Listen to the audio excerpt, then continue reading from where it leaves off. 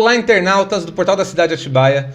Hoje estamos seguindo com a série de entrevistas com os pré-candidatos à Prefeitura de Atibaia. Um momento único para você conhecer pessoalmente cada um deles, cada um dos postulantes ao maior cargo, o cargo de majoritário dentro da nossa cidade.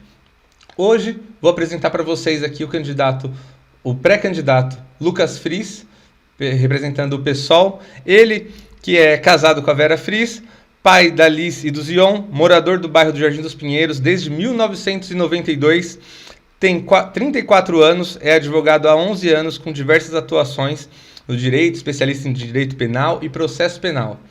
Lucas Fris, a palavra está com você. Muito obrigado por aceitar o nosso convite. Olá, Lucas, bom dia. Eu queria agradecer a oportunidade, agradecer o pessoal do Portal da Cidade aqui. E, de fato, é muito importante que a sociedade e a população de Atibaia possa ouvir e conhecer as propostas e as perspectivas dos postulantes ao Palácio Jerônimo de Camargo. Legal. Bom, Lucas, falando um pouquinho mais sobre o seu histórico, né, aqui na cidade de Atibaia, você que essa é a sua primeira eleição, né, postulando como pré-candidato até o momento para um cargo público, eu queria entender um pouquinho do que te motivou a entrar nesse cenário político de forma tão repentina e direto para o cargo máximo, né, para majoritário. Uma interessante pergunta, né? Nós estamos trazendo uma pré-candidatura majoritária hoje, capitaneada pela Federação PSOL Rede, então uma união entre esses dois partidos. E essa construção ela vem desde a eleição anterior, quando nós do PSOL começamos a verificar que ali haveria necessidade de se criar uma oposição verdadeira na cidade de Atibaia, porque nós ali dentro do partido notávamos que não existia muita diferença entre as postulações dos programas políticos que eram apresentados à cidade. Então, nesse cenário, a gente já tinha uma construção do Diretório Municipal aqui do PSOL em Atibaia desde 2008. O PSOL disputou sua primeira eleição aqui em 2020. E aí a gente inicia essa construção partidária. E dentro da construção partidária, foi um consenso para que meu nome fosse colocado para majoritária. E hoje nós estamos aí com mais 8 pré-candidatos confirmados na nossa convenção para o cargo de vereador. Então, o crescimento da Federação PSOL Rede ela é significante e acredito que a gente vai ter condições de colocar um projeto político que represente de fato a esquerda a nível nacional, estadual e municipal aqui em Atibaia. Bacana. Bom, comentando um pouquinho agora sobre assuntos mais comuns, eu vi recentemente nas suas redes sociais falando sobre extrema esquerda e eu achei um conteúdo muito interessante, uma forma muito interessante de mostrar, né? E, bom, muitas pessoas ainda veem o PSOL como esse partido radical e eu queria entender de você como você responde a isso e o que você pretende trazer dessa esquerda mais pujante, né? Essa esquerda mais radical, vamos chamar assim, para Atibaia. Eu acho muito interessante a tua pergunta e eu queria trazer, né, que a questão da extrema esquerda, e quando colocam a candidatura do PSOL Rede como extrema esquerda, eu me sinto muito honrado. E quando se trata de radicalismo, então, buscando a essência da palavra, é a raiz. A raiz do quê? Do problema. A cidade toda se uniu num combate à verticalização, na defesa ao fornecimento d'água, na defesa, na preservação dos nossos rios e dos córregos. E todos esses problemas que a gente verifica, os problemas na área da saúde, os problemas na área da educação, eles decorrem de um sucateamento dos serviços públicos obrigatórios, que eles são propostos por uma política neoliberal. A ascensão do neoliberalismo no mundo, ela é clara e é evidente. A gente verifica o que ocorre na França, verifica o que ocorre nos Estados Unidos, na própria Argentina. Então, negar que existe lado nessa política é um grande problema. Então, não dá para dizer que somos de centro ou moderados. A questão é radicalizar a causa do problema. E a causa do problema é a falta de participação democrática no poder decisório. Então, a proposta principal da federação hoje é criar uma democracia de alta intensidade, uma secretaria de participação popular e trazer a população para discutir os rumos da cidade, tanto na lei de uso e ocupação de solo, como no plano diretor, para que aí sim a gente possa criar uma cidade e uma política que seja orientada à defesa dos interesses dos nossos cidadãos, e não dos financiadores de campanha que acabam, de certa forma, destruindo a nossa cidade em nome do lucro. Então, nós não somos contrários ao desenvolvimento, nós não somos contrários aos empresários. Agora, nós sabemos que o Estado deve funcionar em um sentido, no sentido de garantia do interesse público. E aí, se para isso for necessário radicalizar e ser taxado de extrema esquerda, no sentido pejorativo da palavra, a gente está disposto a enfrentar e dizer que a gente está aqui para defender a população que mais precisa, defender um plano de moradia popular, defender a universalização de saneamento básico. Essas pautas, se elas forem o colorido do que é ser extrema esquerda, então eu fico muito satisfeito de integrar esse campo e de ser a resistência a essa opressão que vem sendo posta por quem financia essas campanhas. Que legal. Bom, você falou agora de um assunto bem interessante, que é o que aconteceu recentemente na França, acho que todo mundo pôde acompanhar um pouquinho. E na França, para se derrotar um movimento de extrema-direita, como é chamado por lá. Eu não gosto muito dessas palavras de extremos, né? Nem para um lado nem para o outro, mas essa é a forma como todo mundo reconhece os fatos. E lá houve uma colisão, né? Uma coalizão para que pudessem derrotar, pudessem sair vitoriosos do pleito. Bom, a gente ainda está nessa fase de convenções e tudo mais, e a gente vê muitas movimentações políticas dentro da cidade de Atibaia, de mudanças nas vices, nos vices, possíveis conversas, combinações e estratégias para se ganhar essa próxima eleição. Você vê alguma possibilidade disso acontecer com a rede, com o PSOL, hoje, né, na federação de vocês? Hoje existe alguma possibilidade de se agregar com alguma outra federação, enfim, algum outro nome da política municipal? Olha, como eu disse, nós fizemos uma construção pela federação já tem 1 ano e meio, né? E a gente veio dialogando essa construção principalmente com a federação que é mais afeta aos alinhamentos ideológicos que acampam o nosso partido. No entanto, essas conversas não evoluíram. Hoje, assim, eu não acredito que seja possível se pensar em uma composição, porque a forma como a Federação PSOL Rede vem discutindo os problemas da cidade é uma forma amplamente democrática e programática. Em momento nenhum, o diretório ou executiva do PSOL e da rede, ou mesmo o pessoal da coordenação dessa pré-campanha, está preocupada com números de pesquisas ou com nomes que mais se assentam à projeção da população. O que o pessoal e a rede está querendo fazer hoje é discutir um plano de cidade e um plano de implementação de política pública de forma efetiva, moradia, saúde, educação. Nós não estamos preocupados agora em construir uma chapa que seja eleitoralmente viável, porque a viabilidade do processo eleitoral, principalmente da pré-campanha do PSOL e da rede, vai vir do debate que vai ser posto, vai vir da participação popular e do engajamento da sociedade na percepção que essa pré-campanha tende a ser a única que vai dar voz à população de fato. Então a gente se orgulha de não ter rabo preso. A gente se orgulha de não ter um grande financiador de campanha onde a gente não tem que prestar conta a um grande investidor. Nós discutimos nossas questões de forma democrática, num grupo de coordenação, num grupo de executiva, e dali saem as decisões. E conforme essa campanha for crescendo, a participação popular tende a crescer, e ela sendo vitoriosa, esse mecanismo de decisão há de ser implementado dentro do Palácio Jerônimo de Camargo. Legal, muito boa resposta. Bom, falando ainda sobre essa movimentação, você tem algum comentário? Quer comentar um pouquinho sobre esse assunto, sobre essa dança das cadeiras aí, como a gente está chamando, dentro do que está acontecendo na cidade de Atibaia? Você acredita que... Bom, fala um pouquinho pra gente da sua experiência, o que você está achando de tudo isso? Eu acredito que os demais postulantes, eles estão avaliando os cenários eleitorais para que eles tenham ali uma viabilidade numérica na chapa que é proposta. No entanto, né, como você trouxe a questão da construção na França e tudo mais, essas coalizões possíveis, eu verifico que todas elas estão dizendo basicamente a mesma coisa, né? Quem tem uma melhor capacidade de gestão ou quem tem uma persona que é mais adequada a receber o voto do eleitor de Atibaia. Quando se coloca que existe um grupo de oposição e um grupo de situação e a gente verifica de fato que todos eles estão dialogando de alguma forma, me parece que Atibaia, se não tivesse essa movimentação à esquerda, não teria uma oposição de fato.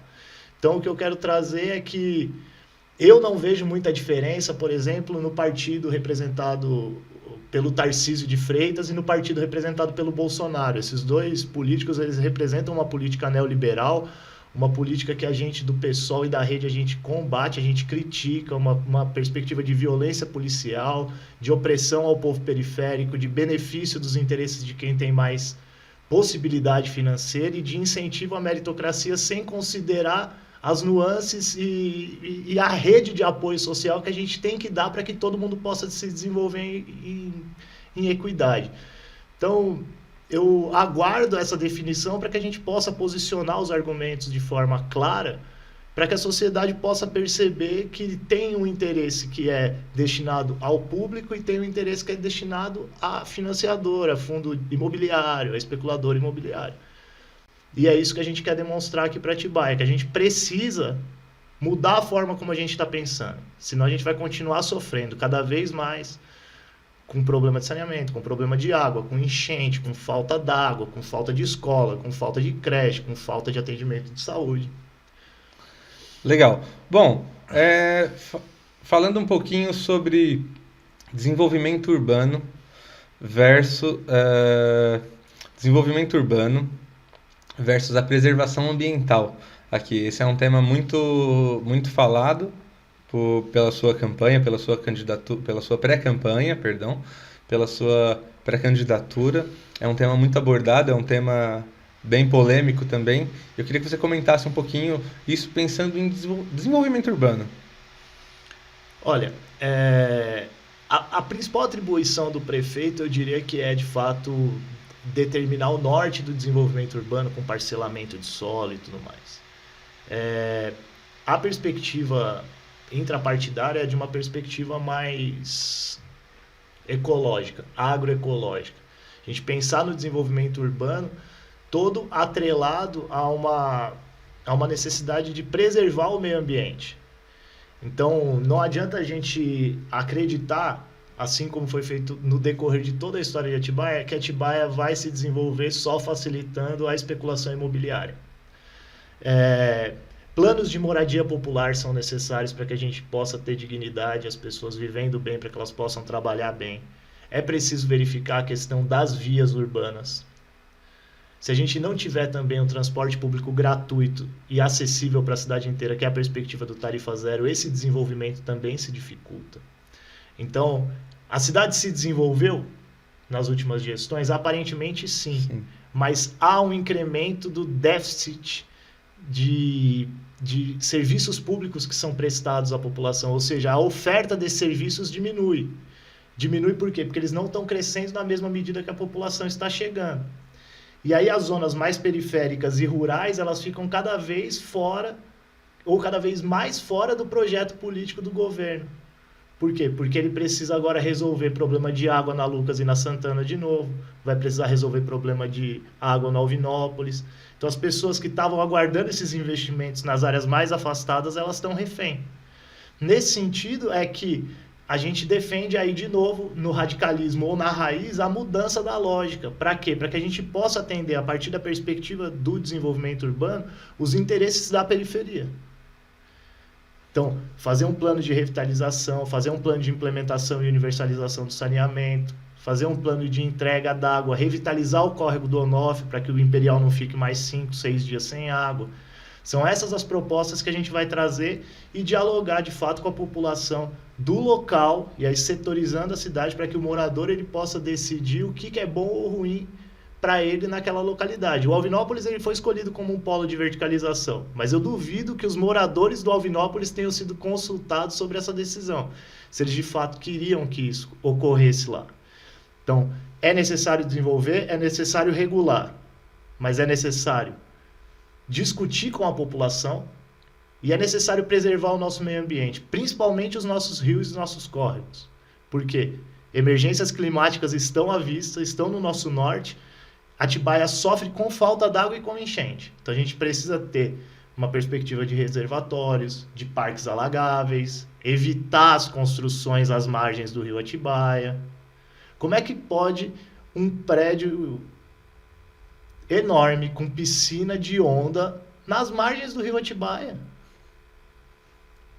Como é que pode a cidade de Atibaia ser informada que vai ter uma ponte pêncil na Pedra Grande e dizer que estão ganhando um presente? Eu não acredito que a melhor forma de se resolver esses problemas é a forma como está sendo posta. Por quê? Porque as discussões são em salas fechadas. E aí que está o radicalismo da proposta. Vamos discutir em sala aberta. Legal. Bom, vamos caminhar para um pouquinho, um pouco para um outro rumo. Eu quero entender um pouquinho mais, Lucas, de você. Por que você quer ser prefeito de Atibaia? Você que é um advogado já formado, bem-sucedido na cidade, conhecido. E da onde surgiu essa quase maluquice, vou chamar assim, de se tornar prefeito da nossa cidade? O que você tem a falar sobre isso? Primeiro eu queria agradecer a posição de me colocar como um advogado bem-sucedido, né? De fato, eu integro um escritório muito de referência aqui em Atibaia, né? O escritório do Dr. Sandro Aldi, e me sinto realizado na minha profissão. Mas eu tenho 2 filhos, né, Lucas? Eu tenho 2 filhos, a Liz e o Zion. E se eu, observando o que está acontecendo, observando que a gente tem diversas vezes decisões que são incompreensíveis pela nossa população. Como é que saem decisões dessa natureza do Legislativo de Atibaia, por exemplo? Ninguém está vendo que estão aprovando o prédio e o SAAI não tem água para fornecer. Ninguém está vendo que a violência vai incrementar. Ninguém está vendo que a forma como estão sendo tratadas as coisas públicas. Poxa, eu tive uma filha que ela estava matriculada na creche municipal e ficava até às 17 horas e 30 minutos. Eu e minha esposa trabalhava. Agora, as creches estão fechando às 16 horas e 30, não tem possibilidade de se estender, cada vez é mais difícil achar lugar em creche aqui em Atibaia. E eu, graças a Deus, eu tenho como trabalhar um pouco mais e pagar essas despesas.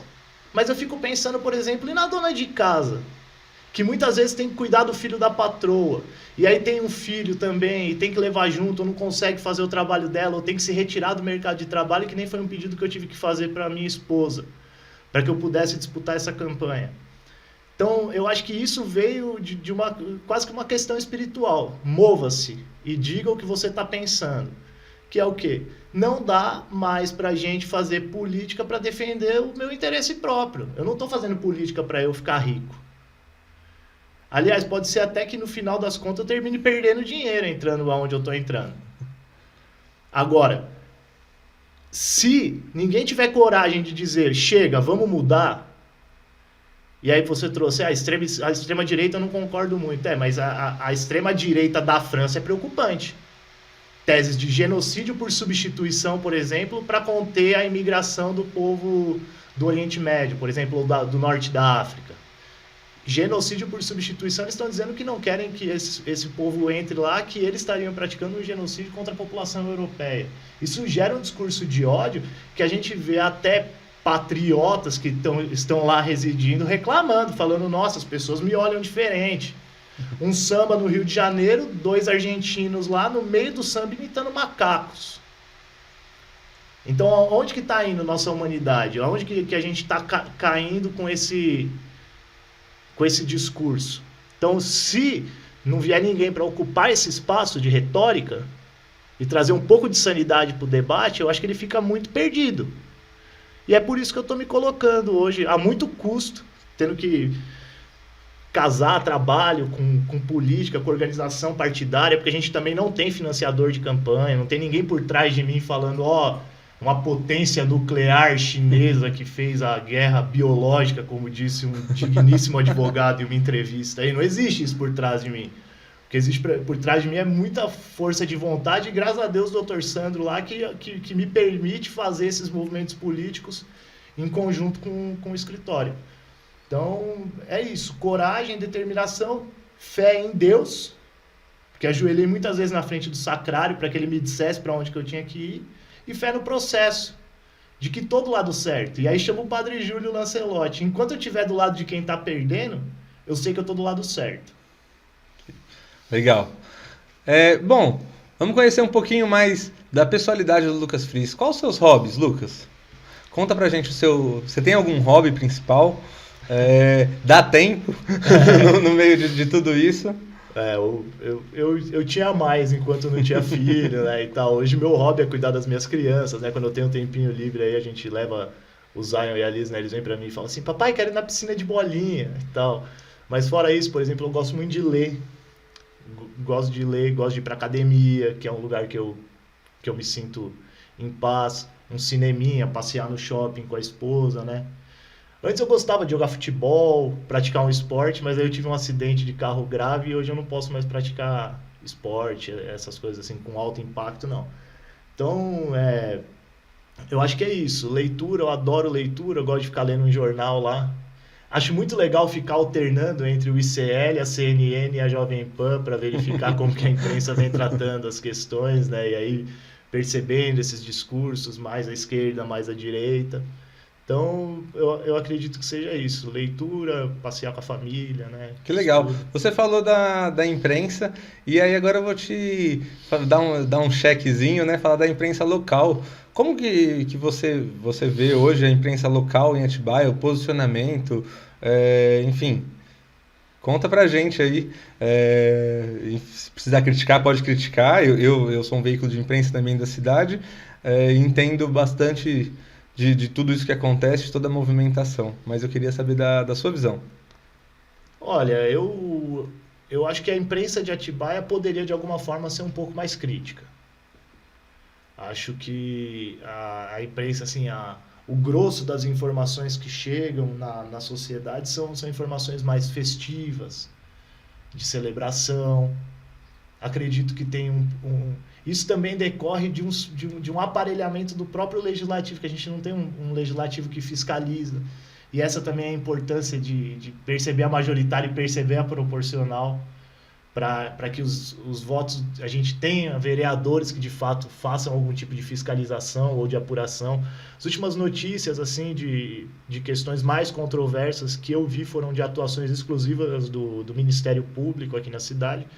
Então me parece que falta um conteúdo mais crítico na imprensa local, sim, no sentido de dizer que a gente tem problemas na educação. A educação não é só a inauguração do CIEM 3, do CIEM 4. Tem uma fila de espera para entrar no CIEM 2, por exemplo. Tem um monte de mãe que está precisando pagar a creche particular aí porque a creche pública não atende o horário que ela trabalha. Nós vivemos numa cidade turística e num comércio, por exemplo, não tem esse problema, nenhuma mãe sofre disso. E no jornal, então, para dar que ficou 5 dias sem água? E por que o jornal não está dizendo também que a ETA, que devia ser inaugurada em abril, que não foi em maio, que não foi em junho, que não foi até hoje? Então, essas questões da cidade, eu acho que poderiam ser melhor abordadas pela imprensa. Mas aí eu também compreendo, né? Uma cidade pequena. Agora, se eu pudesse deixar essa crítica, eu deixaria. E também, por exemplo, agora não a daqui, mas, por exemplo, a divulgação dessa pesquisa que saiu. Só vieram 2 cenários da pesquisa. Exatamente. No caso da pesquisa, nós fizemos uma notícia, por exemplo, o meu jornal fez uma notícia sobre isso, e aquela foi a informação completa do que foi entregue, né? Só quem paga pela pesquisa é quem tem todas as informações. O restante eles vão soltando. Bom, me prometeram que vão soltar todas as partes, mas que vão soltar em pílulas, né? Estou aguardando aí para a próxima semana o que vai acontecer. Ah, interessante, Eu tô curioso também. Eu espero que essas pílulas sejam antes da eleição, mas tudo bem. Eu também aguardo ansiosamente por isso. Bom, Lucas, falando agora um pouquinho sobre o cenário de São Paulo, né? São Paulo que está aqui muito próximo de Atibaia. A gente tem lá na corrida eleitoral um candidato do PSOL também, disputando o pleito, né? Com grandes chances. E eu queria que você comentasse um pouquinho sobre esse assunto, comentasse um pouquinho também sobre a dificuldade, né, do pessoal emplacar candidaturas dentro das capitais, como está se desenhando esse cenário em São Paulo, e aconteceu na última eleição. Aliás, foi um feito histórico do PSOL, foi a primeira vez que foram eleitos 5 prefeitos, né, numa eleição. Apesar de que esses prefeitos saíram do PSOL na sua grande maioria, né, dos 5, somente 2 continuam na legenda. Queria que você comentasse um pouquinho sobre esses temas. O PSOL é um partido que ele vem crescendo bastante a nível nacional, né? O Guilherme é uma potência aqui em São Paulo, é um cara fantástico, é um cara que agrega muito ao PSOL. Então ele hoje ele tem uma corrente que é a majoritária interna do PSOL. Eu estou muito feliz com a campanha que ele está trazendo e com a articulação que o PSOL conseguiu fazer com o PT na capital, trazendo até Marta Suplicy como candidata a vice lá em São Paulo. Temos o prefeito de Belém também, que está na disputa, que é uma das prioridades do nosso partido a nível nacional. E o crescimento do PSOL é a expressão da nossa militância. O PSOL é um partido que dialoga muito bem com a juventude. Então, desde do Plínio, né, que houve um crescimento muito forte do PSOL, em determinados locais o PSOL vai ocupando um espaço que era do Partido dos Trabalhadores. Porque o Partido dos Trabalhadores hoje, estando no governo e estando com um congresso, que é um congresso centro-direita, não é um congresso que consegue votar com as pautas da esquerda de forma consistente para emplacar um projeto dessa natureza. Então eu acredito que as disputas são naturais que ocorram. Hoje aqui em São Paulo nós vamos ter a disputa da Prefeitura de Franca também, com o deputado Guilherme Cortes. Vamos ter aqui em Atibaia, vamos ter em Bragança com a professora Thelma. A região aqui, Itapira também, nós temos um vereador muito massa. Pedreira vai ser prioridade na disputa. Campinas, o pessoal está indicando a vice-prefeita lá, se eu não me engano é Edilene, com o Tourinho na cabeça de chapa do PT. Então é muito importante esse posicionamento da esquerda. Então é necessário se posicionar, porque você trouxe o cenário de São Paulo, por exemplo. No cenário de São Paulo, você vai verificar ali diversos candidatos da direita. O Ricardo Nunes, com o vice indicado pelo Bolsonaro, aquele coronel. Tem o Pablo Marçal também, que faz bons vídeos para a internet, sabe viralizar, mas não acredito que desponte como um possível administrador, em que pese ele tem esse perfil, né, da direita, que dialoga bem, ele gosta de fazer esses videozinhos, talvez ele consiga atingir alguma coisa com esse tipo de performance. E o Datena, né?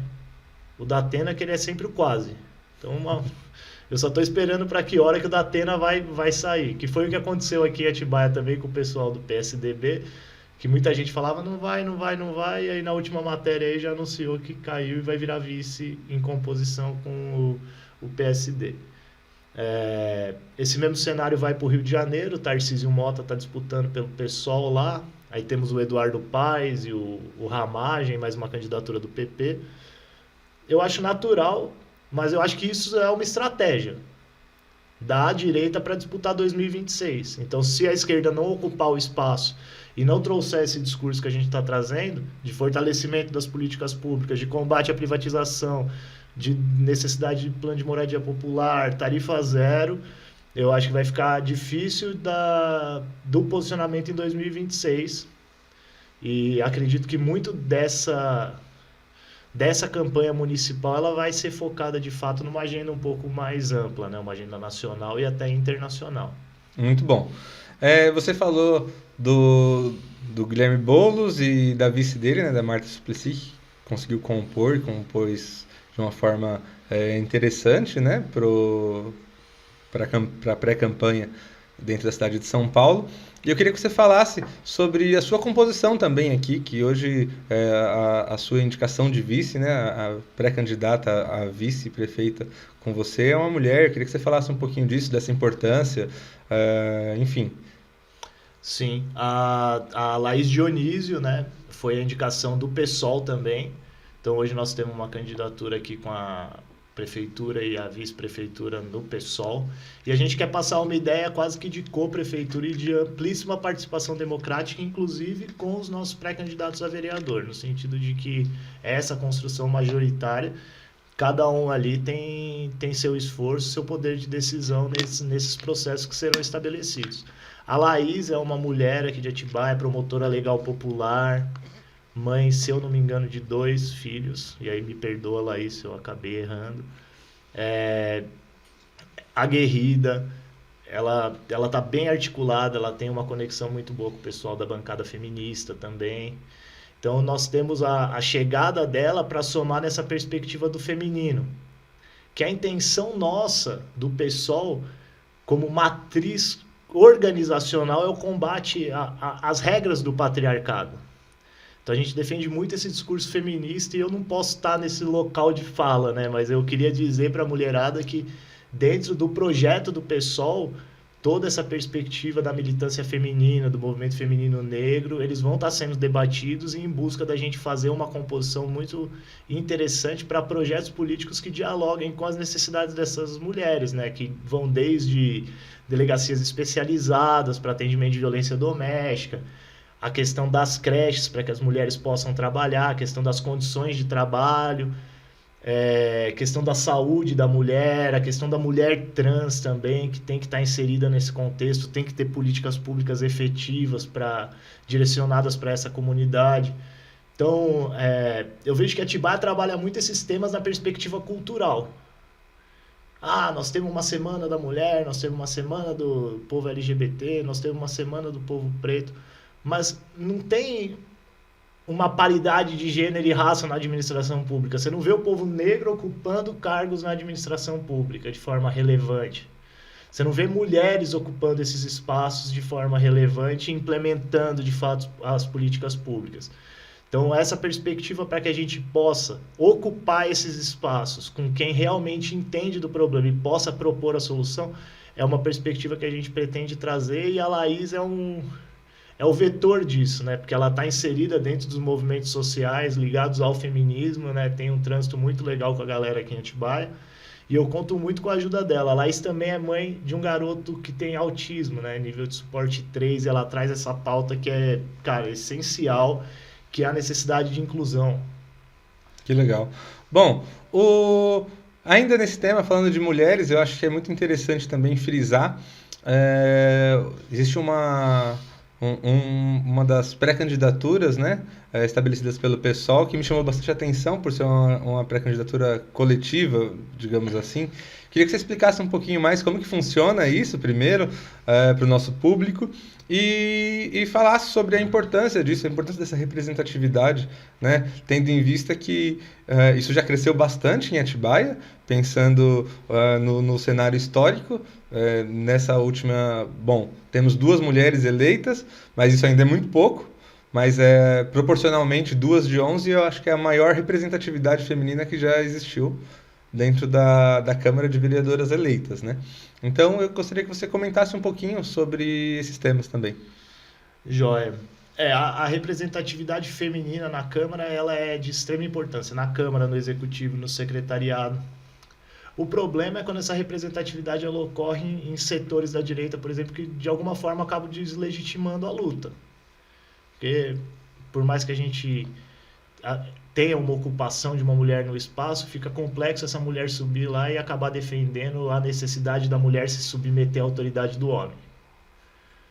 Então, não que seja ruim essa mulher ocupar o espaço, mas é importante que o discurso ele seja um discurso progressista também, porque senão ele acaba legitimando uma forma de opressão. As questões das candidaturas coletivas, né, nós temos aí, eu trouxe o exemplo da bancada feminista, no caso com a Laís, e nós temos a Gisele da bancada feminista. A Gisele aqui, ela está vindo numa candidatura com o apoio da bancada feminista e com o apoio de uma militância de mulheres locais aqui em Atibaia.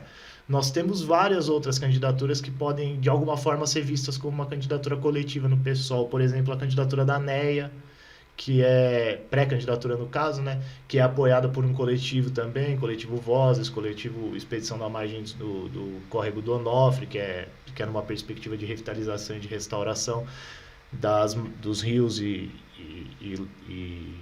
córrego de Atibaia. Tem a Cássia, que a Cássia integra um movimento que é o Salve Atibaia, que faz uma análise brilhante na questão de uso e parcelamento de solo. Tem a Cíntia, que atua junto com o pessoal dos servidores públicos e tem um apoio de um pessoal por trás. E aí nós vamos ter outros pré-candidatos também que são candidatos individuais, e aí tem o Ed Carlos, tem o Marcos Bahia, tem o Profeta Verde, que é uma candidatura coletiva que defende a luta antiproibicionista. Então, o pessoal vem com essa perspectiva mais de defesa da maconha medicinal, do combate à criminalização das drogas e de implementar o CBD no SUS. Então, são essas candidaturas aí que eu acredito que essa construção coletiva, porque não adianta muito você ter um coletivo num partido que não é democrático. Então, a construção coletiva do PSOL é a grande chave para dizer o quê? Que todas essas candidaturas elas são coletivas. E qualquer uma dessas que entre, tem um partido que é amplamente democrático por trás. E tem um projeto de participação democrática que vai estar instaurado em qualquer mandato que eventualmente seja eleito. Então, o processo de candidatura coletiva me parece um avanço no processo da construção democrática. Mas, se a partir do momento que essa pessoa é eleita, ela não respeita um processo democrático, aí temos um problema. Então, o que a gente propõe é institucionalizar de forma mais ampla essa democracia popular e direta. Que legal. Bom, muito se diz sobre candidaturas que são apenas estratégias de marketing e coisas desse tipo aqui dentro da cidade de Atibaia. E se fala também sobre a sua candidatura. E eu queria que você falasse, desse o seu real posicionamento sobre isso, né? Sobre a sua candidatura. É uma candidatura só para marcar presença? Ou você está vindo com vontade, com força e vai brigar realmente aqui em Atibaia? Desculpa, eu estou fazendo uma cara de quem está caçando a informação, porque estratégia de marketing seria uma candidatura a passeio, que está ali mais para ocupar o espaço. Não, de modo algum. Nossa candidatura é uma candidatura que ela vai brigar pela eleição aqui em Atibaia. Nós sabemos que nós temos condição de transformar. Aliás, a única pré-candidatura que está posta aí, que não tem participação nenhuma com esse grupo político que está estabelecido aqui em Atibaia, que pode romper paradigmas e, de fato, transformar, é a candidatura do PSOL e da Rede. E eu não me coloco como vetor dessa transformação, não é o Lucas que vai transformar. É um partido inteiro, é uma perspectiva, dois partidos que defendem a descentralização, que defendem a democracia direta, que defendem a mudança do norte do interesse político do financiador para a população, de preferência a população marginalizada e periférica. E na hora que a gente colocar esse discurso na mesa e que o povo perceber que, de fato, eles vão ter atendido os interesses mais necessários através do projeto que o PSOL vai apresentar, é muito possível que a candidatura do PSOL ela se torne, até nessas pesquisas eleitorais, viável do ponto de vista dessas pessoas que estão sugerindo que nós estamos fazendo marketing no processo eleitoral. Não tem marketing no processo eleitoral. Aliás, em última análise, tem um combate a uma extrema-direita que está se organizando para disputar 2026. E nós não vamos abaixar a cabeça aqui para Bolsonaro nem para Tarcísio. Nós vamos defender, de fato, o povo que mais precisa. Não vamos ser oprimidos por ninguém que vai dizer que vai dar tiro em petista ou que vai arquitetar algum golpe de Estado. Então é preciso se fazer uma resistência recente. O dia 8 de janeiro, onde um monte de patriota decidiu entrar na base do navio e achar que ia comandar a nação.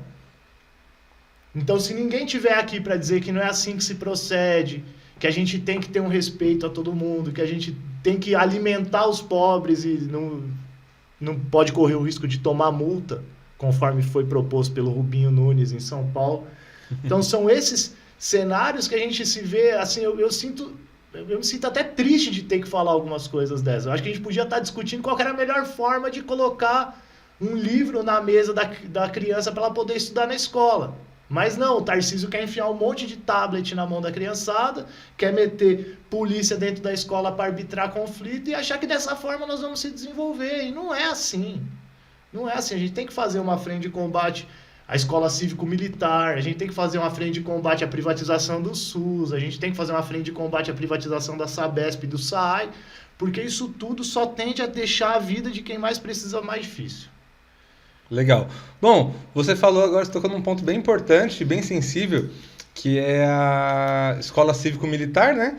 Que já é um projeto, inclusive, que Atibaia está contemplada. Bom, sua opinião já ficou um pouquinho exposta aqui, mas eu queria que você deixasse mais claro para a gente. Obviamente que esse é um projeto estadual, né? Eu não tenho... Não sei como que seria uma resistência com a prefeitura, mas eu queria que você me contasse, você eleito, se confirmar a sua eleição e você for eleito, como que você trataria desse assunto da Escola Cívico-Militar aqui em Atibaia? Olha, é uma opção, né? Ninguém está obrigado a aderir à proposta de escola cívico-militar. É uma proposta eleitoreira e é uma proposta que ela não pode ser comparada da forma como ela é comparada pelo governador, quando ele fala, por exemplo, que ele estudou em escola militares, ele vai proporcionar uma escola militar através da educação cívico-militar no ensino estadual. Eu tenho que dizer que eu fui aluno do ensino estadual, eu fiz o meu colegial inteiro no José Alvim aqui, em Atibaia. E eu estudei em escola particular, porque eu fiz até a 8ª série em escola particular. E eu sei o degrau que é uma escola particular para uma escola pública. E eu sei também que o problema da escola pública não está na falta de polícia dentro da escola pública. Então não é questão de disciplina militarizada que vai resolver a falta de interesse do aluno em aprender o que o professor está querendo lecionar.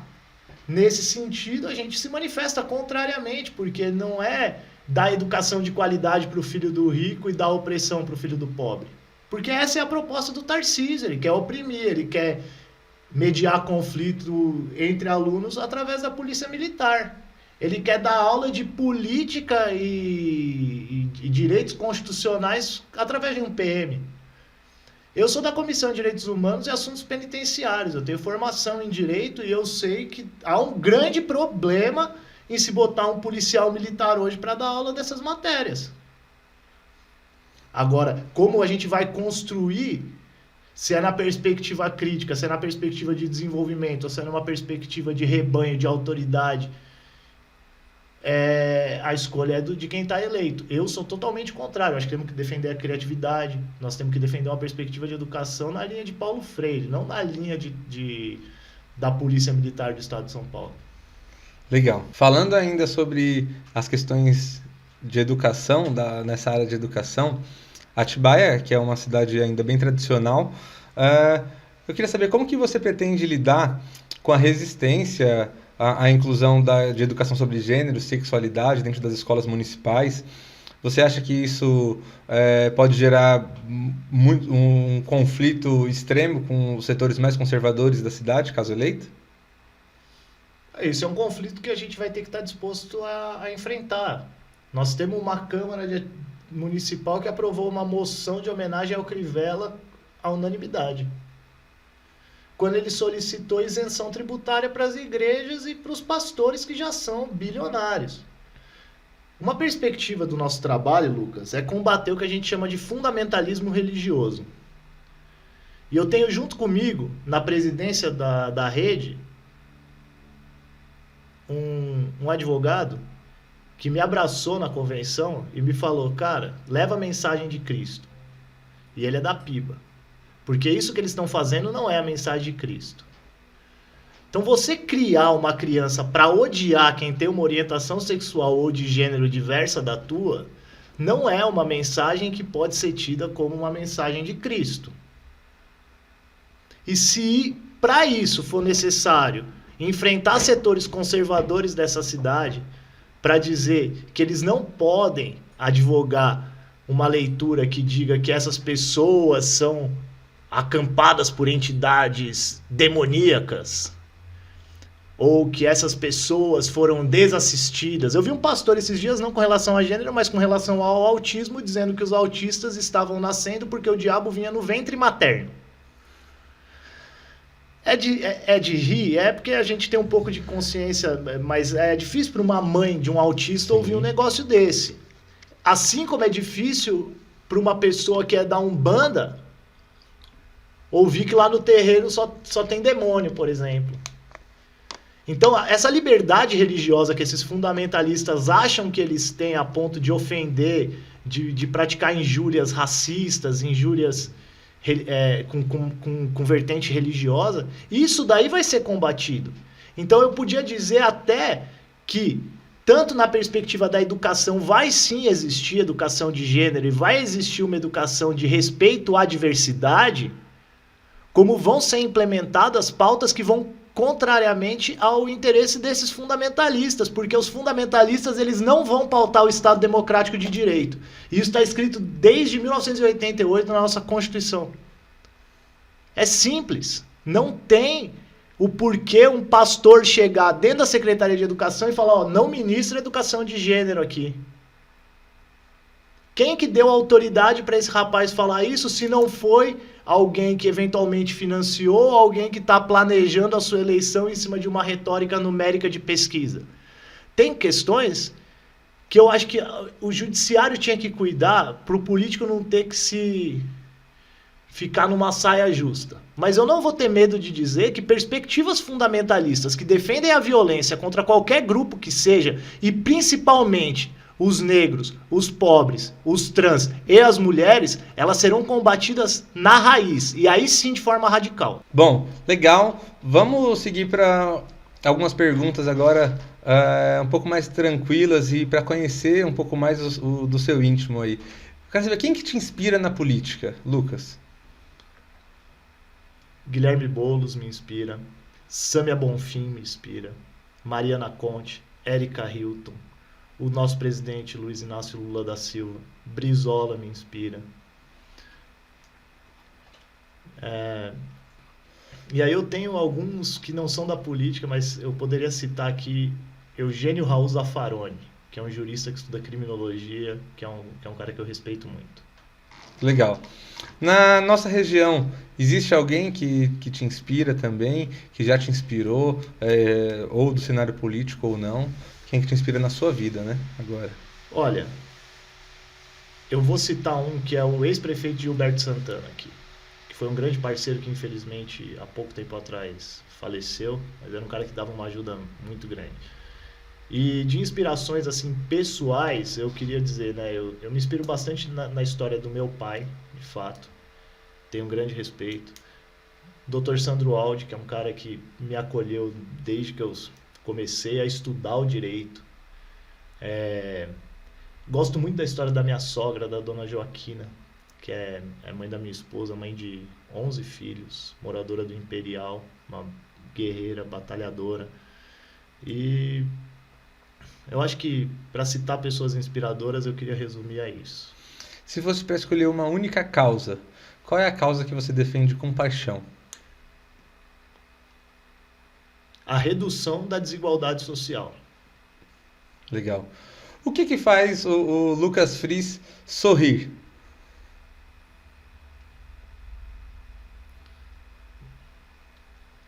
Essa é uma pergunta difícil. Você que é uma pessoa bem séria, sempre tenso. Eu gosto de... Meus filhos me fazem sorrir. Meus filhos me fazem sorrir. Legal. Qual que é o lugar favorito do Lucas Fris aqui em Atibaia? A minha casa. Maravilha. Bom, o livro favorito?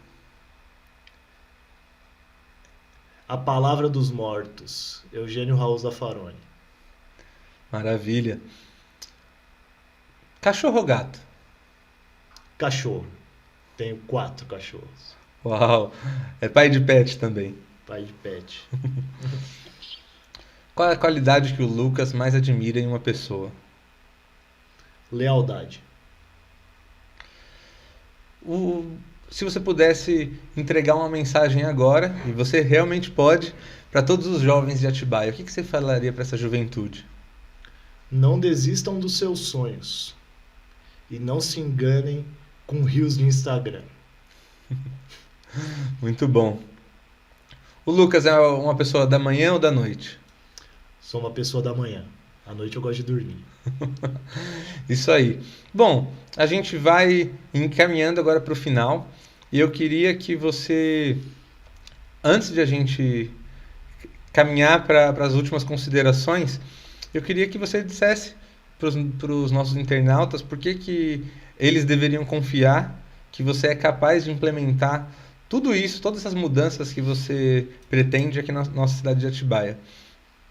Eu acho que primeiro porque eles vão ver a diferença gritante que vai ver na disponibilidade de recurso na campanha. Depois, eu queria convidar, porque eu acho que falar é muito fácil, mas compareçam às plenárias, nós vamos ter banquinhas agora, vai ter uma plenária temática, provavelmente agora no dia 10 de agosto, onde a gente vai fazer um fechamento do plano de governo. Então, conhecer a estrutura partidária, essa movimentação, talvez acabe um pouco com essa pecha de que o pessoal pensa que o povo é meio radical e tal, não vou me aproximar. Eu acho que tinha que chegar perto do pessoal e entender como que está sendo feita essa construção, porque a partir do momento que se verificar que ela é amplamente democrática, que todo mundo pode opinar, que está todo mundo bem intencionado, a pessoa que observar aquilo não vai ter dúvida de que ela está do lado certo da história. E se ela quiser acabar geral com as dúvidas dela, vai da oposição, em todas as outras. E aí fica claro e evidente. Que legal. Bom, a última pergunta é: qual é o maior desafio da sua campanha hoje, na questão política e na questão pessoal também? Eu acho que na questão política vai ser convencer essa cidade conservadora que ela tem opção além desses partidos hoje que estão disputando a direita e a centro-direita, que na minha perspectiva hoje estão todos comprometidos com grandes financiadores de campanha. Então, o desafio vai ser demonstrar para o povo de Atibaia que ele vai ter que ter coragem de acreditar num processo e de acreditar num grupo que está se posicionando de forma corajosa num enfrentamento que não vai ser fácil. E a partir dessa construção democrática e popular, a gente conseguir implementar o que a cidade precisa. Então, a participação popular nesse processo é o desafio político para que a gente possa construir, de fato, um programa que atenda às necessidades de Atibaia, além das diretrizes que a gente já está organizando pela federação. O desafio pessoal vai ser eu conseguir fazer esse malabarismo com família, com trabalho, com esposa, com política, com militância de rua, com nossos pré-candidatos. E aí a gente está abrindo o grupo de WhatsApp, que está lá nas minhas páginas, o pessoal vai ter acesso, o grupo de WhatsApp, plaquinha eleitoral, todo mundo que quiser de alguma forma ajudar e a contribuir, vai ser muito bem-vindo. O desafio é construir uma campanha sem R$1 no bolso, só com coragem e boa vontade e uma militância que está toda alinhada de forma bem leal. Legal. Bom, vamos encerrar. Deixa a sua mensagem, deixa suas redes sociais também, como que essas pessoas fazem para te acompanhar. Fala o grupo do WhatsApp que você tá. Se você quiser, a gente deixa também esse grupo aqui no link do vídeo. Acho que é importante para as pessoas que quiserem te conhecer. Deixa sua mensagem, por favor. Então, agradeço a atenção de todo mundo aí que dispôs um tempinho para acompanhar essa entrevista. As minhas redes sociais eu tenho lá no Instagram e no Facebook, é o @lucasescardinofries, e a página do Facebook também, Lucas Frias. O grupo de WhatsApp é um linkzinho de WhatsApp, que aí é o Direito ao Futuro Cidades pré-campanha, que a gente está organizando nossa militância, eu vou deixar à disposição aqui.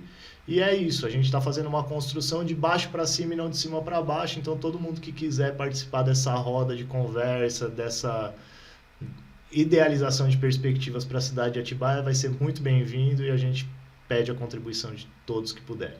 Obrigado, Lucas. Eu que agradeço. Quero agradecer a todos vocês internautas que acompanharam essa entrevista. Acho que muito esclarecedora, muito bacana, candidato muito interessante. Quero agradecer também ao Fábio Aron, que é um grande parceiro aqui, que está fazendo esse projeto junto comigo, tornando isso realidade. Não posso deixar de agradecê-lo nunca. E acompanhe a gente, deixe o seu like, comente, compartilhe, siga as nossas redes sociais. Estamos à disposição, sempre. Muito obrigado, Lucas. Obrigado, Lucas. Um abraço.